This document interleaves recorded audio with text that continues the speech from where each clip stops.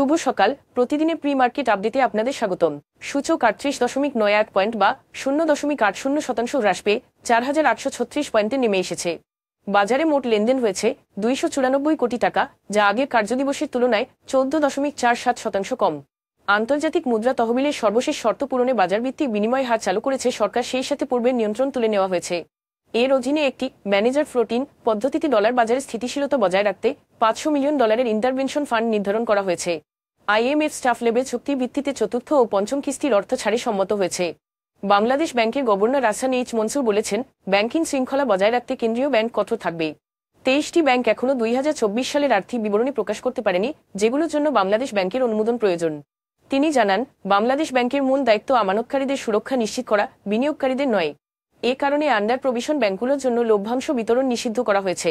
IPDC finance চলতি বছরের প্রথম প্রান্তিকে 98.8% মুনাফা বৃদ্ধির ঘোষণা দিয়েছে, যা দাঁড়িয়েছে 37 লাখ টাকায়। এই মুনাফা বৃদ্ধির মূল কারণ সরকারি সিকিউরিটিজে 208.8% আয় বৃদ্ধি। তবে প্রতিযোগিতা এবং সুদের হার সীমা প্রত্যাহারের ফলে আমানত সংগ্রহের চাপ থাকায় EPS সামান্য বেড়ে হয়েছে 9 পয়সা। ঢাকা, গাজীপুর এবং নারায়ণগঞ্জ অঞ্চলে 7,781 কিলোমিটার গ্যাস লাইন স্থাপন ও সংস্কারের মাধ্যমে গ্যাস অপচয় কমাতে Titas gas transmission and distribution company প্রায় 8,161 কোটি টাকার একটি প্রকল্প প্রস্তাব করেছে। এই প্রকল্পে নিউ ডেভেলপমেন্ট ব্যাংক 3,353 কোটি টাকা অর্থায়ন করবে, যা বাংলাদেশের জন্য একটি বৃহৎ $1 বিলিয়ন ঋণ প্যাকেজের অংশ।